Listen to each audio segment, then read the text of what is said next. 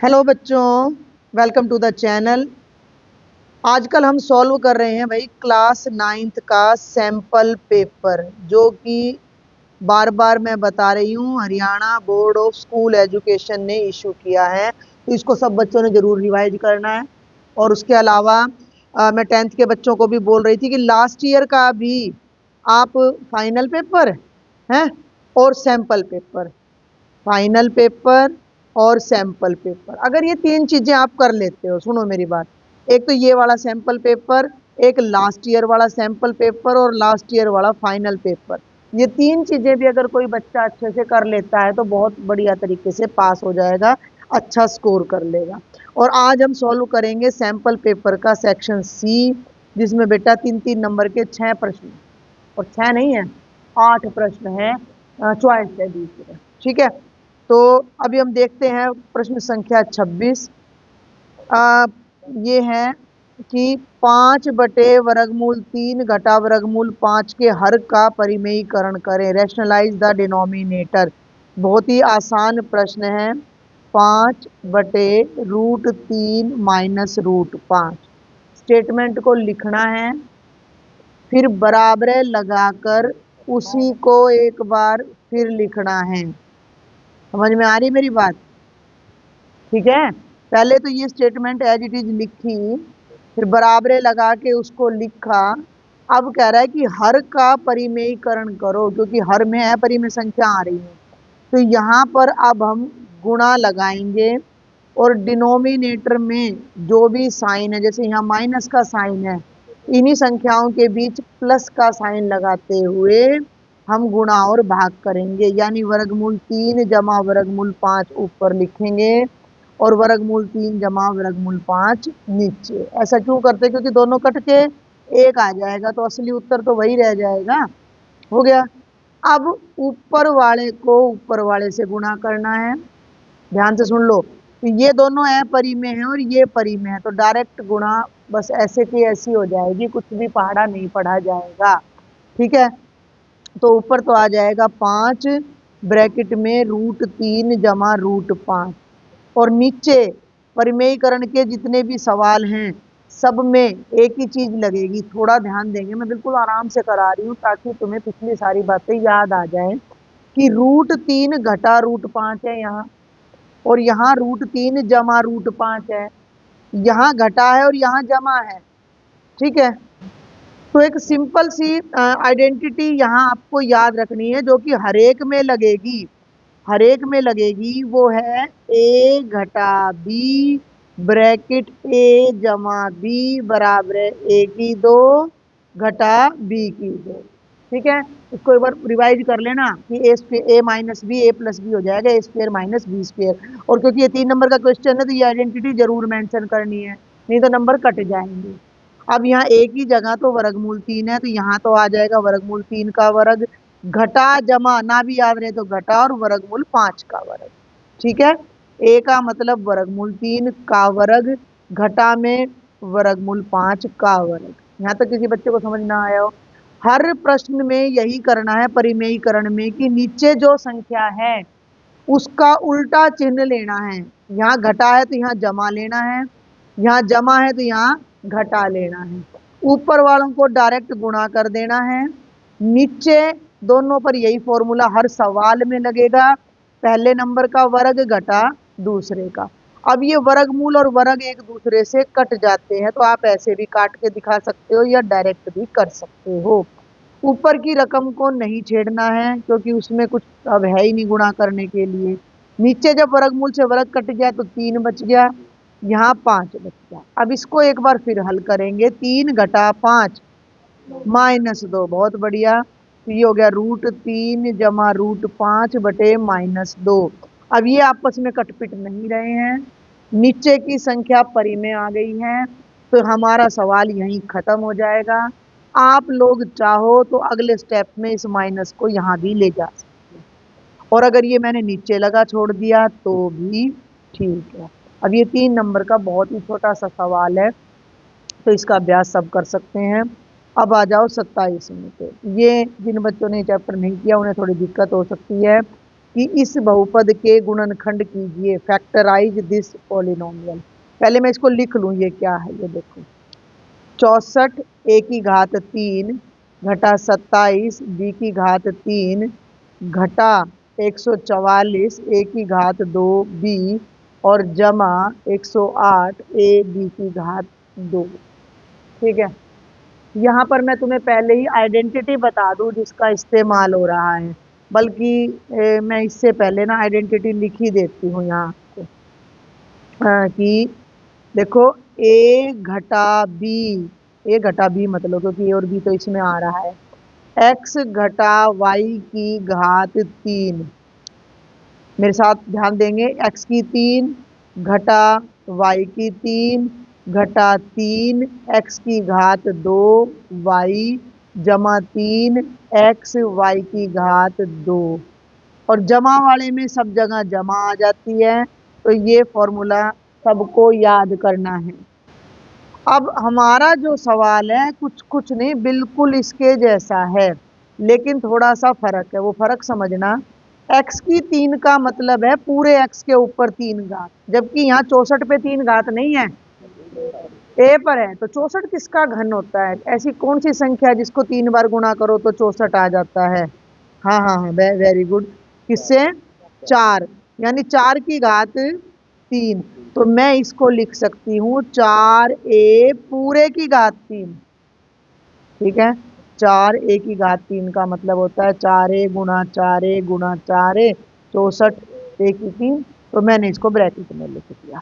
27 किसका घन होता है? 3 का, तो इसे मैं लिख दूंगी 3b का घन। अब मेरी बात ध्यान से सुनना, फॉर्मूला में 3 बाहर हैं, इसमें 3 बाहर नहीं है, तो इसमें से 3 अलग कर लो, 144 में से 3 अलग कर लो, 144 को 3 से भाग करोगे तो 3 चौके 12 और 3 आठे 24, ये आ गया। ठीक है, समझ पा रहे हो मेरी बात को? अब यहाँ भी 3 अलग है, तो इसमें से भी 3 अलग कर लो, जमा 3, 108 को 3 से भाग कर दो, 3 तिया 9, 3 6 18, a b की 2। आ गया यहाँ तक? मैंने इसको बिल्कुल फॉर्मूला पे डिटो कॉपी कर दिया है। ये है 4a की घात 3, 4a का पूरे का वर्ग, 3b का पूरे का वर्ग, यहाँ फार्मूला में 3 है तो हमने भी 144 में से 3 अलग कर दिया, तो 3 गुणा 48 हो गया, यहाँ भी 3 अलग है तो यहाँ भी 3 गुणा 36 हो गया। कोई दिक्कत यहाँ तक किसी बच्चे को? आगे चलूं? अब ये हो गया 4a की घात 3 घटा 3b की घात 3 घटा, अब एक बात का ध्यान देना कि अब हमें यहाँ क्या चाहिए, हमें चाहिए कि x की तो 2 हो और y हो, x का मतलब है 4a, 4a की घात 2 हो और 3b अलग हो, 4 का वर्ग करोगे तो 16a की 2 गुणा 3b। ठीक है, तो इसको फिर एक बार मैं तोड़ूंगी, 3 गुणा 16a की 2 गुणा 3b, भाई 48 की जगह 16 थी 48 कर दिया, कोई दिक्कत? अब आगे आ जाओ, जमा, अब मुझे यहाँ चाहिए y की 2, यहाँ मैं करूंगी 4a गुणा, देखो 3 तो यूं का यूं, 36 की जगह पे मैं कर दूंगी 4a गुणा 9b की 2 है भाई, 9 तो 36 हो गया। अब इसे फिर अरेंज करेंगे, 4a की घात 3 घटा 3b की 3 घटा 3, इसको देखो, इसको मैं लिख सकती हूँ 4a की घात 2 गुणा में 3b, इन दोनों को तो यूं का यूं लिखूंगी, 3 गुणा 4a, 9 होता है 3 का वर्ग, तो इसको मैं लिखूंगी 3b की घात 2। अब ये सवाल ये बिल्कुल इसकी तरह हो गया। ठीक है, मैं इसको एक बार अलग से लिख भी देती हूँ, x की 3 घटा y की 3 घटा 3x की 2y जमा 3x y की 2। समझो, यहाँ x है तो यहाँ 4a है, यहाँ y है तो 3b है, यहाँ x है तो 4a है, y है तो 3b है। समझ में आ रही बात? तो यहाँ हमारा एक तरह से जो x है वो तो बन गया 4a और y बन गया 3b। ठीक है, और इसके लेफ्ट में फॉर्मूला क्या था, x माइनस वाई की घात 3, तो ये जो इतना बड़ा एक्सप्रेशन है ये बन जाएगा 4a घटा 3b पूरे की घात 3। ठीक है। अब पूरे की घात 3 है तो इसको अलग अलग कर दो, 4a घटा 3b, 4a घटा 3b और 4a घटा 3b। तो ये जो एक्सप्रेशन हमें यहाँ दे रखा था इसका गुणनखंड ये है। और इस तरह का क्वेश्चन जरूर आता है एग्जाम में, बहुत ज्यादा बार रिपीट होता है। अब ये थोड़ा लंबा था, ये आता जरूर है, मोस्ट इंपॉर्टेंट है, मैं इस पे बल्कि स्टार कर दूं कि इस टाइप का क्वेश्चन पेपर में जरूर आता है। अब अगला देखो, अगला बिल्कुल ही आसान है।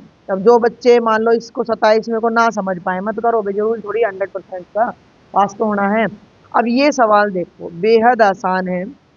रैखिक समीकरण y घटा 2 बराबर है 0 को ax जमा by जमा c बराबर है 0 के रूप में व्यक्त करके abc का मान लिखो। इंग्लिश में देखें तो express this linear equation in the form of ax plus by plus c is equal to 0 and indicate abc। बेटा जी समीकरण है y घटा 2 बराबर है 0 और किस रूप में बदलना है ax। इतना आसान सवाल है, 3 नंबर में 1 नंबर का सवाल होना था ये। इस रूप में बदलना है, कैसे बदलें इसको इस रूप में, 0 नहीं, 0 को इस तरफ नहीं लाएंगे, 0 तो राइट में है। देखो मेरी बात को समझो एक बार फिर से ध्यान से सुनो। इसमें एक x की टर्म है, एक y की टर्म है, एक कांस्टेंट है और राइट साइड में 0 है। 0 तो यहीं रह गया। हाँ एक 0 इधर और लाएंगे जिसे हम किसके साथ लगाएंगे, नहीं इधर ये क्या है, देखो y की रकम कंपेयर, मैं सिखा तो रही हूँ तुम्हें कंपेयर, पर शांति से सुनो तो सही, तुम जल्दी क्यों कर रहे हो। एक x की टर्म है, एक y की टर्म है, एक कांस्टेंट टर्म है और एक 0 है। उल्टा चलो तो 0 है, ये कांस्टेंट टर्म है जिसमें x है ना y है, ये y की टर्म है, क्या नहीं है यहाँ, क्या नहीं है यहाँ, कौन सी टर्म, x की टर्म नहीं है, x की टर्म इसमें नहीं है।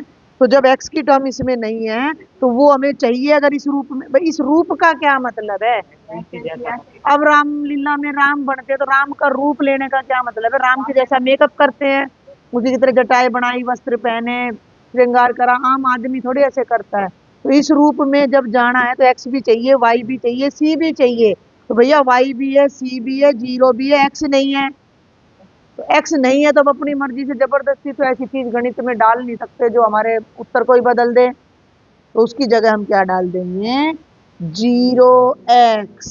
भाई 0 को x से गुणा करोगे 0 जमा वाई और घटा 2 बराबर है 0। और इसकी तुलना किससे कर दो, ax जमा by जमा c बराबर है 0 से। बल्कि तुलना शब्द यहाँ मत लिखना, यहाँ लिखना तुलना करने पर, ठीक है। तो पहले तो इसको हाईलाइट कर दो, 1 नंबर तो इसी का हो गया, 1 नंबर तो इसी का हो गया क्योंकि उसने कहा है कि इस रूप में बदलो। आधा मिनट का भी सवाल नहीं था ये। अब इसमें ए बताओ कितना है, बी बताओ कितना है और सी बताओ कितना है। ए, हाँ बोलो, ए 0, वेरी गुड। बी, बी बोला था अभी आपने, बी 1, 1 क्यों है, क्योंकि वाई के आगे कुछ भी नहीं है तो वो 1 है। और सी कितना है, जोर से बोलो, -2। ये सवाल यहाँ खत्म हो जाता है, ये 3 नंबर का सवाल। 3 मिनट मुझे तुम्हें समझाने में लगे, नहीं तो एक आधा मिनट का भी क्वेश्चन नहीं है। तो 9th का पेपर में थोड़ा बैलेंस बना रहता है कि भैया कहीं आसान दे दिया, कहीं थोड़ा सा मुश्किल दे दिया। अब आ जाओ क्वेश्चन नंबर 29 पर, ठीक है। क्वेश्चन नंबर 29 है 6th चैप्टर में से। संलग्न आकृति में ए बी समानांतर है सी डी के और सी डी समानांतर है ई एफ के। पहले डायग्राम बना ले, 1 और 2, ये पैरेलल तो नहीं गई, थोड़ी सी सीधी चलेगी, 2 और भैया ये 3, ठीक है। मैं साथ के साथ लिख भी रही हूँ इनके नाम, ए बी, ये है बेटा सी डी और ये है ई एफ।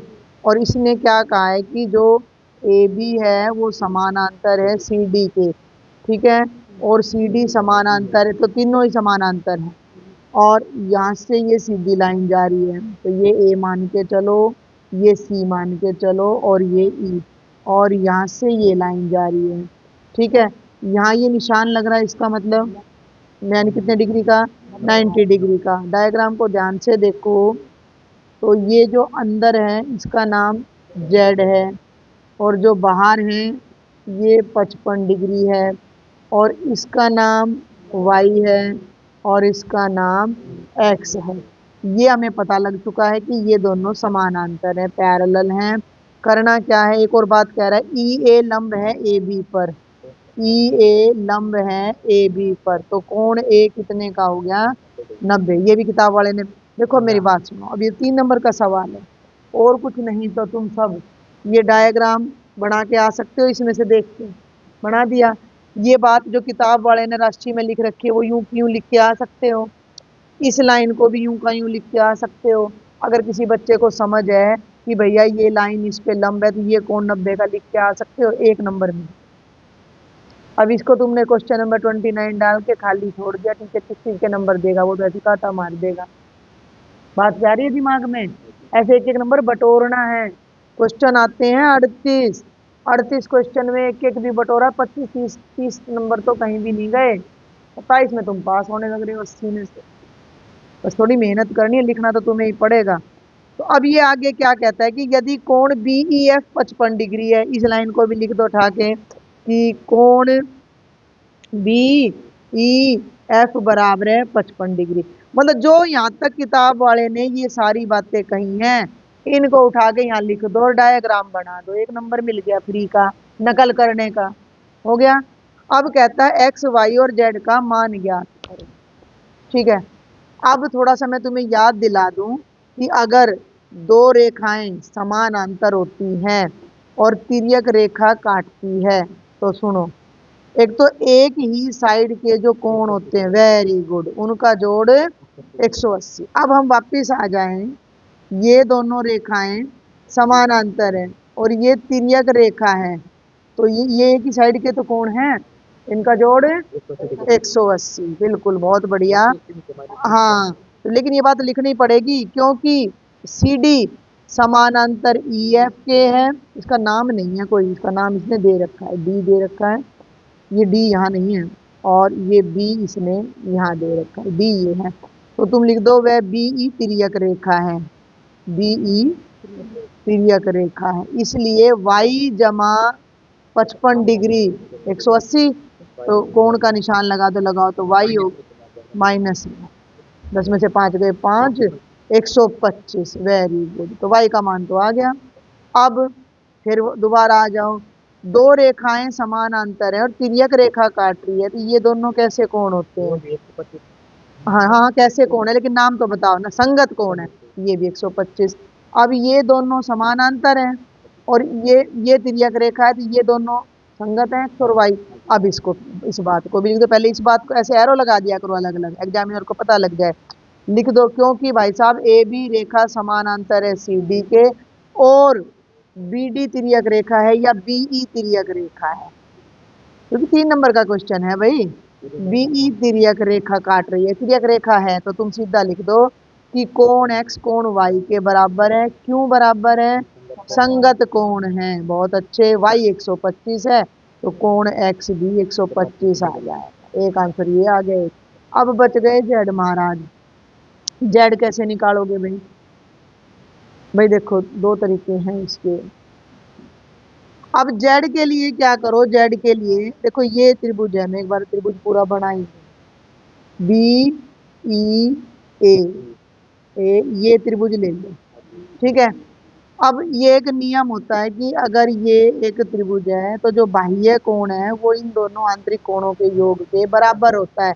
अब तुम ध्यान से देख लो कि जब इस लाइन को बढ़ा रहे हैं तो ये एक्स तो बाह्य कोण है और वो इन दोनों के जोड़ के बराबर है, बस इतनी सी बात आपने लिखनी है। तीसरा कि त्रिभुज ए बी ई में जो एक्स कोण आएगा वो 90 डिग्री जमा जेड के बराबर हो जाएगा। कारण लिख देना कि त्रिभुज का जो बाह्य कोण है वो दो आंतरिक और सम्मुख कोणों के योग के बराबर होगा। अब x कितना है, 125 बराबर है 90 जमा जेड, 125 में से 90 घटा दो 35 आ जाएगा, तो जेड की वैल्यू 35 डिग्री आ जाएगी। ठीक है, ये था क्वेश्चन नंबर 29। और अब देखते हैं क्वेश्चन नंबर 30। 3-3 नंबर के चल रहे हैं ये हमारे। तो आकृति में दिखाए अनुसार, एक तो ये आकृति बनी हुई है, ए बी और सी पर स्थित 3 एसटीडी बूथ विकलांग व्यक्तियों द्वारा संचालित किए जाते हैं। ए है, यहाँ पे एक टेलीफोन बूथ है। पहले टेलीफोन बूथ हुआ करते जहाँ लोग जाकर कॉल करके आया करते, घर घर फोन नहीं होते थे। बी और सी 3 टेलीफोन बूथ हैं और ये तीनों एक दूसरे से समान दूरी पर है। इंग्लिश में भी देख सकते हो, 3 STD booth situated at ABC shown in the figure, operated by handicapped person and these are equidistant having length 2 metre from each other, जिनकी लंबाई 2 मीटर है। डायग्राम इसी में समझ लें कि ये जो लंबाई है ये कितनी है, 2, ये भी 2 और ये भी 2। तो इस तरीके से जो हमारा ABC है वो कैसा त्रिभुज बन गया, कैसा त्रिभुज बन गया, समबाहु इक्विलैटरल ट्रायंगल बन गया। यहाँ तक की कहानी समझ आ गई। अब देखो कि पहला प्रश्न है कोण BAC ज्ञात कीजिए। बिल्कुल वर्बल है, BAC यानी ये वाला कोण ज्ञात करना है। अब क्योंकि मैं डायग्राम नहीं बना रही हूँ, डायग्राम किताब में बना पड़ा है। AB BC और AC तीनों बराबर हैं, तो त्रिभुज ABC कैसा त्रिभुज हो गया, अभी अभी आपने बताया कैसा हो गया, समबाहु त्रिभुज। समबाहु क्या होता है, जिसकी तीनों भुजाएं।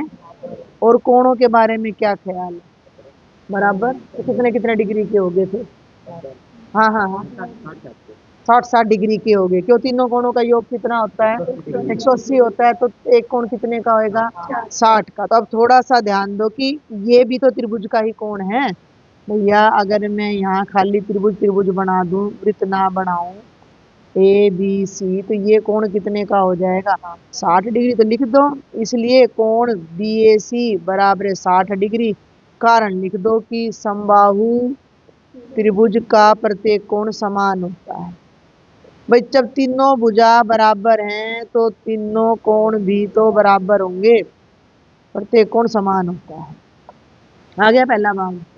दूसरा भी बहुत आसान है, डायग्राम तो ने वैसे बना दिया। इतना आसान क्वेश्चन है, पूछो मत। कोण BOC ज्ञात करो। अब एक बात का ध्यान देना कि ये वृत्त के अंदर बन रही है सारी कहानी, ठीक है।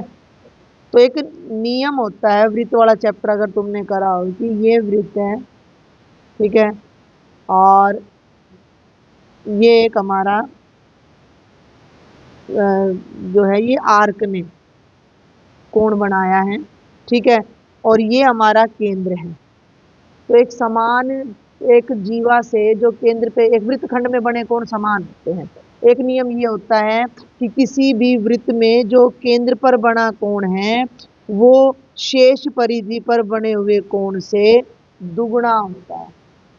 समझ में आ रही बात। तो ये जो चाप है, ये मैं एक बार बताना चाहूंगी कि ये जो चाप है, इस चाप का नाम अगर BC है, तो ये चाप केंद्र पर तो ये वाला कोण बना रही है BAC, और यही चाप केंद्र पर ये वाला कोण बना रही है BOC। तो ये जो BOC है ये दुगुना है BAC से। सिंपल सी कहानी है बस, ठीक है। तो ये ABC और ये O, तुम यहाँ लिख भी सकते हो कि कोण, ये पहला नंबर डाल देना, ये पहला भाग हो गया, ये दूसरा भाग हो गया। कोण BOC दुगुना है कोण BAC से, और BAC है 60 डिग्री, तो ये आ गया 120। इसका कारण लिख देना कि किसी चाप द्वारा केंद्र पर बनाया गया कोण शेष भाग पर बने कोण से दुगना होता है। किसी चाप द्वारा केंद्र पर बनाया गया कोण शेष भाग पर बने कोण से दुगना होता है। ये आपका रिवीजन भी हो जाएगा सर्कल का। थोड़ा सा फिर ध्यान कर लो, वृत्त के बारे में 2-3 बातें आपने याद रखनी है। अगर ये एक वृत्त है और ये कोई चाप है, तो यहाँ से ये कोण बन रहा है मान लो 45 डिग्री यहाँ, तो अगला कोण भी, अगर ये 45 है तो ये भी 45 होगा। ये वृत्तखंड होता है, वृत्तखंड में बने कोण सभी बराबर होते हैं, ठीक है। भाई ये जीवा है, एक जीवा, ये लघु वृत्तखंड, ये दीर्घ वृत्तखंड, इसके अंदर जितने भी कोण बनेंगे सारे बराबर। क्लियर है। दूसरी बात, ये वृत्त है, ये जीवा लगा लो चाहे चाप द्वारा भी लगा लो, ये केंद्र है, चाप केंद्र पर जो कोण बनाएगी बाकी कोण उससे, बाकी कोण उससे, ये वाला कोण इससे, ये वाला कोण इससे दुगुना तो ये है, ये कितना है, आधा है।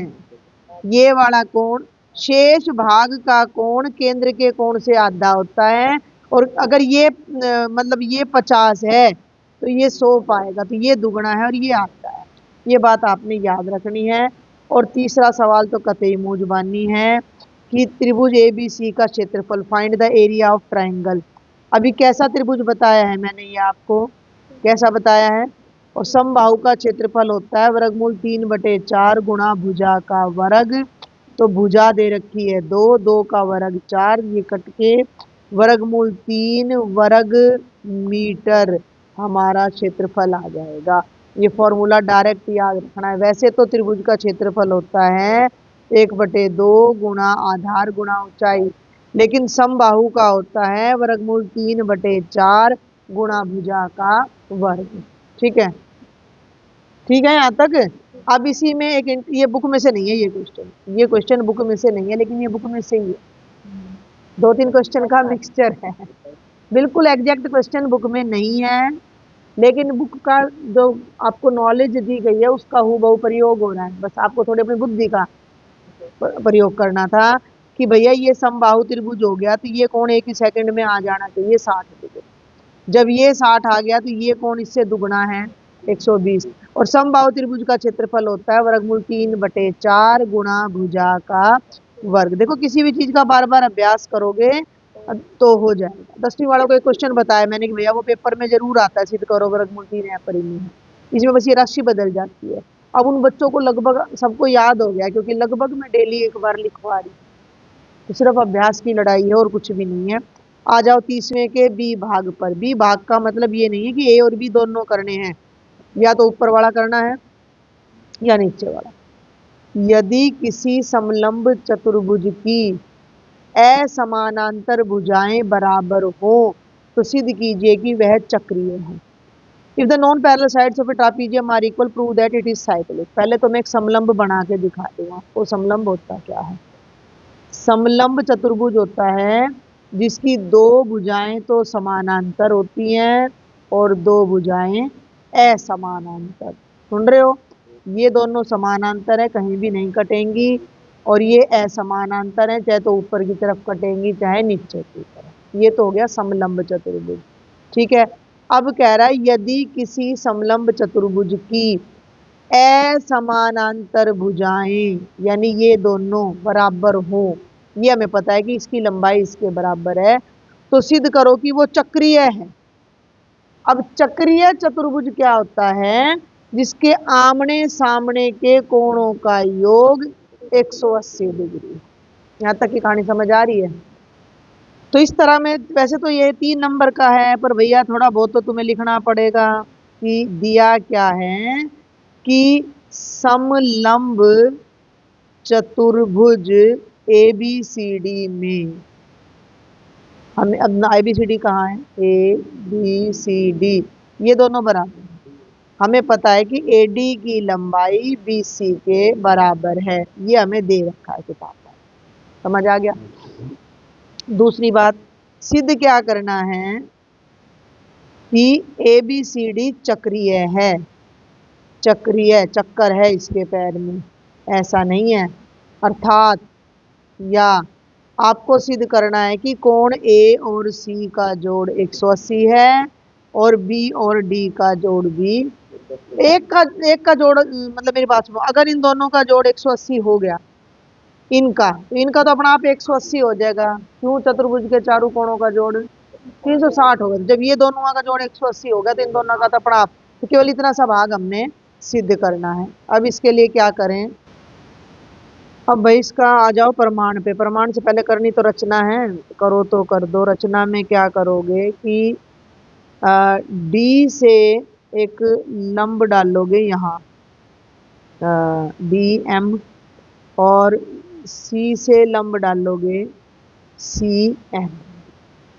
ठीक है, तो डी एम लंब ए बी व सी एन लंब का निशान है ये ए बी डालो। ठीक है, अब आ जाओ प्रमाण पे। ये कोण 90 का, देखो ये दोनों त्रिभुज देखो ध्यान से, ये हाइट तो समलंब की है तो बराबर है, ये भुजा इसके बराबर दे रखी है, और ये कोण क्यों बराबर है, कितने का है, 90 का है। तो तुम लिखोगे प्रमाण में कि एडी तो बीसी के बराबर है क्योंकि किताब वाले ने दिया है, और डीएम सीएन के बराबर है क्योंकि समलंब की ऊंचाई है या लंब है, और कोण ये एएमडी, थोड़ा एक मिनट आराम से, कोण एएमडी और सीएनबी दोनों कितने के हो गए, 90 डिग्री के। नियम बता सकता है कोई बच्चा कौन सा लगेगा, R H S, very good. इसलिए आर एच एस सर्वांग समता नियम से जो त्रिभुज ए एम डी है वो सर्वांग सम हो जाएगा बी एन सी के। अब मेरी बात को ध्यान से समझना कि जब ये त्रिभुज इसके सर्वांग सम हो गया तो इसके सारे कोण, तो ये वाला कोण इसके बराबर हो जाएगा। ठीक है, मैं यहाँ निशान लगा दूं, कोण डी ए एम और सी बी एन, आप इनको चाहो तो नाम भी दे सकते हो, आपकी मर्जी है। तो कोण डी ए एम बराबर है कोण सी बी एन हो गया, कोई दिक्कत। अब दूसरी चीज पे आ जाओ, ये दोनों लाइन समानांतर हैं और ये तिर्यक रेखा है, तो तिर्यक रेखा के एक और के कोणों का योग 180 डिग्री होता है। अब इस बात को और लिख दो, क्योंकि ए बी समानांतर है सी डी के और ए डी तिर्यक रेखा है, ए डी, तो बेटा इन दोनों का अब इनके नाम देख लेना क्या क्या है, ए डी सी और डी ए बी का जोड़ 180 हो गया, कोण ए डी सी जमा कोण डी ए बी 180 हो गया, तिर्यक रेखा के एक और बने कोण, ये आपने लिख देना है। ठीक है, अब इन दोनों को पकड़ लो, इसको और इसको। ठीक है, अब हमें करना क्या है, मेरी बात सुनो, या तो बी और डी का जोड़ 180 दिखाना है, तो डी तो यहाँ आ गया, बी रह रहा है, इसकी जगह ये लगा दो समीकरण नंबर 1 से। इस डी, ये जो डी ए एम लिखा है ना, इसको मैं थोड़ा सा मॉडिफाई और कर दूं, ध्यान से सुनना मेरी बात को, कि जो डी ए एम है समझना, डी ए एम तो यहीं तक है, इसको यहाँ तक ले जाऊं तो क्या बिगड़ रहा है, डी ए बी हो गया ना ये, और ये हो गया सी बी ए। यहाँ पर मैं इसको ऐड कर देती हूँ कि कोण डी ए बी बराबर है कोण सी बी ए, तो इसकी जगह सी बी ए लगा दो, तो कोण ए डी सी जमा कोण सी बी ए 180 हो गया, यानी कि बी और डी का जोड़ 180 हो गया, तो बाकी दोनों का 180 हो ही जाएगा। इसलिए ए बी सी डी कैसा चतुर्भुज बन गया, चक्रीय चतुर्भुज। अब इसकी तुलना में जो ऊपर वाला भाग था ये ज्यादा था, क्योंकि इसमें बहुत छोटे छोटे नियमों का प्रयोग किया गया था। ठीक है, अब रह गया लास्ट क्वेश्चन, 2 भाग है इसके भी हैं, सब में इतनी चॉइस कैसे दे दी इन्होंने, प्रैक्टिस के लिए दे रखी है। 31वां देखो भाई, एक समबाहु त्रिभुज के अभ्यंतर में स्थित एक बिंदु से तीनों भुजाओं पर लंब खींचे जाते हैं। समबाहु त्रिभुज जिसकी तीनों भुजाएं बराबर हैं और उसके अंदर कोई बिंदु है, हमने नहीं पता कहाँ है, इसका नाम रख दो ए बी सी, बिंदु का नाम रख दो ओ, ओ से तो इस पे लंब खींचा ओ डी, ओ से इस पे लंब खींचा ओ ई, और ओ से इस पे लंब खींचा ओ एफ। क्लियर हो गया। द लेंथ ऑफ, ये समझ जाना इंग्लिश मीडियम वाले बच्चे भी कि कहाँ गया, from a point in the interior of equilateral triangle perpendiculars are drawn on the 3 side, the length of the perpendicular are 14, 10 और 6। इनकी लंबाई, एक की लंबाई 14 सेंटीमीटर है, एक की 10 है और एक की 6 है। Find the area of triangle, इस त्रिभुज का एरिया ज्ञात करो। समबाहु त्रिभुज है, भुजा मान ली ए है, तो वैसे तो समबाहु, अभी अभी फॉर्मूला बताया मैंने, कोई बच्चा बताएगा समबाहु त्रिभुज का क्षेत्रफल, वर्गमूल 3/4 इंटू में भुजा का वर्ग, और भुजा को मैंने ए मान लिया कि माना भुजा ए बी बराबर है बी सी बराबर है सी डी, तीनों मैंने ए मान ली, तो ये क्षेत्रफल तो इससे आ गया। लेकिन अभी तो ए पता ही नहीं है ना, तो अब तुम यहाँ क्या करोगे, बहुत ध्यान से देखना। ओ को बी से, ये क्वेश्चन है आपकी बुक में इस तरह का, वैसे जहाँ तक मुझे ध्यान है 10th में आता है इस तरह का क्वेश्चन। अगर मैं इनको मिला दिया, मैंने इसका नाम रख दिया ओ। अगर मैं, सुनो मेरी बात ध्यान से, इस त्रिभुज का क्षेत्रफल निकाल दूं एक, फिर मैं इस त्रिभुज का क्षेत्रफल निकाल दूं 2, और फिर मैं इसका निकाल दूं 3, तीनों को जोड़ दूं तो बड़े त्रिभुज का क्षेत्रफल आ जाएगा। और बड़े त्रिभुज का क्षेत्रफल ये पहले से है, दोनों की मदद से ए का मान आएगा और फिर क्षेत्रफल निकलेगा। उसकी बजाय यहाँ हीरोन का दे रखा है, जो कि हमें बेहद आसान पढ़ने वाला है। फिर भी इसको तो डिस्कस तो करेंगे, बाई चांस बिना चॉइस का आ जाए ऐसा कोई क्वेश्चन, यानी कि ये क्वेश्चन बता रहा है कि थोड़ा लेवल अप हो सकता है। अब देखो, त्रिभुज का क्षेत्रफल बहुत आसान होता है, 1/2 आधार गुणा ऊंचाई। आधार ए है, ऊंचाई 14 है, इसमें भी आधार ए है, ऊंचाई 10 है, आधार ए है और ऊंचाई 6 है। तो डायरेक्ट कर रही हूं मैं कि थोड़ा सा लिखेंगे बस इसको, कि त्रिभुज ए बी सी का क्षेत्रफल बराबर है वर्गमूल 3/4 एक ही 2। अब ए बी सी का क्षेत्रफल जो है वो है त्रिभुज ओ बी सी का क्षेत्रफल जमा त्रिभुज ओ सी ए का क्षेत्रफल जमा त्रिभुज ओ ए बी का क्षेत्रफल, और तीनों मिलके ये आ गया। तीनों कर दी, समझ आ गया ना कौन कौन से तीन करे हैं। अब इसका क्षेत्रफल देखो, ये है ओ बी सी, 1/2 आधार गुणा ऊंचाई, तो आधार ए, भाई 3 ही नंबर का क्वेश्चन है, ज्यादा टाइम मत लगाना, गुणा 14 पहले का आ गया, फिर जमा 1/2 गुणा ए गुणा ऊंचाई कितनी है 10, वेरी गुड, थोड़ा सा प्रेजेंट रहा करो, 1/2 गुणा ए गुणा 6, और बराबरे में आ गया वर्गमूल 3/4 एक ही 2, 2 7 14, 2 5 10 और 2 3 6, 7 जमा 5 जमा 3 ए बराबर है वर्गमूल 3/4 एक ही 2, 7 और 5 12 15, वेरी गुड, 15 ए ए ए बटे बराबर वर्गमूल 3/4 एक ही 2, इसको इधर ले जाओ, 60 ए बराबर है वर्गमूल 3 एक ही 2। अब यहाँ गड़बड़ होगी, वर्गमूल 3 एक ही 2 घटा 60 ए बराबर है 0। हाँ, इसमें से वर्गमूल 3 ए कॉमन ले लो तो ए बच गया। अब सुनना ध्यान से, 60 को वर्गमूल 3 से भाग करना है, तो इसको कर दो वर्गमूल 3 वर्गमूल 3, ये हो गया 60 वर्गमूल 3/3, ये आ गया 20 वर्गमूल 3 है बराबर है 0। अब या तो इसको 0 रखो या इसको, तो ए तो 0 हो नहीं सकता क्योंकि त्रिभुज खत्म हो गया, ए घटा 20√3 बराबर है 0, ए का मान आ गया 20√3 सेंटीमीटर, सेंटीमीटर में चल रहा है, भुजा आ गई, तो त्रिभुज का क्षेत्रफल निकाल दो। त्रिभुज ए बी सी का क्षेत्रफल हो जाएगा वर्गमूल 3/4 गुणा भुजा का वर्ग, वर्गमूल 3/4 20√3 का वर्ग, हल कर दो, वर्गमूल 3/4 20 का वर्ग, 2 दूनी 4, 400 गुणा 3 आ जाएगा, ये हो गया 100, 100 तिया 300√3 वर्ग। ये बिल्कुल सिलेबस से बाहर था, सेंटीमीटर में दे रखा और थोड़ा मुश्किल था, उसकी बजाय मैं कहूंगी कि आपको ये वाला, ठीक है। और अब इसका लास्ट और रह गया, वो देखते हैं, तो जल्दी से देखते हैं अब इसका लास्ट पार्ट, हीरोन का है, सबसे बेस्ट क्वेश्चन है, सबका फेवरेट है, बहुत बार मैंने भी करा लिया।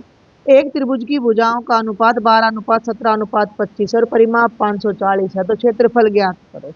The sides of a triangle are in this ratio. अब ये 3 नंबर में है तो ज्यादा टाइम नहीं लगाना, बाकी जितना जरूरी है वो तो लिखोगे ना, तो आप लिखो त्रिभुज की भुजाओं का अनुपात, है ना, ये लिखना जरूर है, 12:17:25। तो माना पहली भुजा, माना त्रिभुज की पहली भुजा ए हो गई 12x, दूसरी भुजा बी हो गई 17x, और तीसरी भुजा सी हो गई 25x। अब हमें तो परिमाप ऑलरेडी 540 दे रखा है, तो परिमाप हो गया 540 सेंटीमीटर। तो इसके लिए इन तीनों को जोड़ दो, 12x जमा 17x जमा 25x बराबर है 540। इनका जोड़ करोगे तो 54x बराबर है 540। x हो गया 540 बटे 54, 54 540 10 आ गया। x का मान इन तीनों में रख दो, तो a आ जाएगा 12 गुणा 10 यानी 120 सेंटीमीटर। b आ जाएगा, वेरी गुड 170 सेंटीमीटर। और c आ जाएगा 25 गुणा 10 250। और सीधा अर्ध परिमाप निकाल दो, क्योंकि परिमाप तो पता है 540 बटे 2, ये हो गया 270 सेंटीमीटर। तो हीरोन के सूत्र द्वारा, अब यहाँ थोड़ी सी गड़बड़ कर देते हैं बच्चे लिखने में। हीरोन के सूत्र का हीरोन के सूत्र का तो हमने प्रयोग किया है, निकाला क्या है यहाँ, त्रिभुज का क्षेत्रफल। हीरोन के सूत्र द्वारा त्रिभुज का क्षेत्रफल एस, एस माइनस ए, एस माइनस बी और एस माइनस सी का अंडर। अब इसको थोड़ा सा इधर से शुरू कर लेना, एस की जगह 270, 270 माइनस 120, ठीक है ना, 70 माइनस 170 250, पूरे पर लगाएंगे वर्ग। 270 गुणा, इन दोनों को घटाओगे तो 150 गुणा 100 गुणा 20, ठीक है। सब में से 10 को अलग कर दो, सीधा करना चाहो तो सीधा कर दो। 10 तो 4 बार हो जाएगा ना, 27 गुणा 10, 15 गुणा 10, 10 गुणा 10 और 2 गुणा 10। अब टुकड़े कर दो, 27 के 3 तिया 9, 9 तिया 27 और 2 पंजे 10। फिर 15 के कर दो 3 पंजे 15, 10 के कर दो 2 पंजे 10। इन दोनों को मत छेड़ो, चाहिए अगर समझ आ रहा है तो, नहीं आ रहा तो जोड़े बना दो, 2 गुणा 5, 2 गुणा 5 2, और इस 10 के और कर दो 2 गुणा 5, सारे का कर दो वर्गमूल। 3 का जोड़ा बन गया, इस 3 का इस 3 से बन गया, इस 5 का इस 5 से बन गया, इस 2 का इस 2 से बन गया। और चाहो तो अरेंज भी कर सकते हो, पहले सबको 2 2 को आगे ले लो, फिर 3 3 को आगे ले लो, फिर 5 5 को। अब इस 5 का इस 5 से बन गया, इस 2 का इस 2 से बन गया, इस 2 का इस 2 से और 5 का 5 से, सारे जोड़े बन रहे हैं। वैसे बेहतर ये रहेगा कि आगे ले लो, है ना। 2 कितनी बार है, 1 2 3 4 5 6 बार तो 2 है, उससे गड़बड़ नहीं होगी। 5 थोड़ा सा हमारा काम तो बढ़ेगा। 3 बार तो 3 है, 1 2 3, एक बार यहाँ है, 4 बार है ना। 5 कितनी बार है वो देख लो, 1 2 3 4 5 और 6 बार है। तो 1 2 3 4 5 और 6। अब गलती बिल्कुल नहीं होगी, ये हमारे पेयर बनते चले गए हैं यहाँ फटाफट। 2 गुणा 2 गुणा 2 गुणा 3 गुणा 3 गुणा 5 गुणा 5 गुणा 5। अब गुणा और बता दूं, 5 दूनी 10, 5 दूनी 10 और 5 दूनी 10, 3 बार तो 10 आ गया और 3 तिया 9। 10 को 3 बार करोगे 1000, और 9 से करोगे तो ये आ गया 9000 वर्ग सेंटीमीटर। अगर अंदर कोई ऐसी टर्म रह जाए जिसके जोड़े ना बन रहे हो, तो उसको अंडर रूट के अंदर ही छोड़ दो। अच्छा, अब इस पॉइंट के बाद ना इसको तुम शॉर्टकट थोड़ा सा और भी ले सकते हो, मैं एक बार फिर बताना चाहूंगी। 27 गुणा 10 गुणा, कभी कभी उसमें दिक्कत आ जाती है, अंदर जोड़े पूरे नहीं बनते, तो उसके लिए फिर हमें रखना पड़ता है। अब ये देखो कि 10 2 बार तो यहाँ आ रहा है, 2 बार यहाँ, इसको छोड़ देंगे, इसको फिर बाहर नहीं लेंगे, तो ये 2 बार वाला 10 तो एक बार आ गया, फिर ये 2 वाला 10 यहाँ एक बार आ गया। अब अंदर बच गया 27 गुणा 1 10 बचा है, एक 10 तो बचा क्योंकि ये रहना है, गुणा में 15 और गुणा में 2। अब ये और भी आसान हो गया, बाहर तो हो गया 100, अंदर कर दो 3 गुणा 3 गुणा 3 गुणा 2 गुणा 5 गुणा 5 गुणा 3 गुणा 2। अब आसान हो गए, इन दोनों के जोड़े बन गए, इन दोनों के बन गए, इन दोनों के बन गए और इन दोनों के बन गए। तो 100 इंटू 3 इंटू 3 इंटू 2, 5 दूनी 10, 10 को 100 से करोगे 1000 और 3 तिया 9, 9000 वर्ग सेंटीमीटर। तो आप इसे ऐसे भी सॉल्व कर सकते हो, और जो अंडर रूट में जोड़ा ना बने तो वो अंडर रूट में छोड़ देना। तो बेटा ये था कंप्लीट सेक्शन सी का सॉल्यूशन। सेक्शन डी का सॉल्यूशन जल्दी करेंगे नेक्स्ट वीडियो में। Thank you.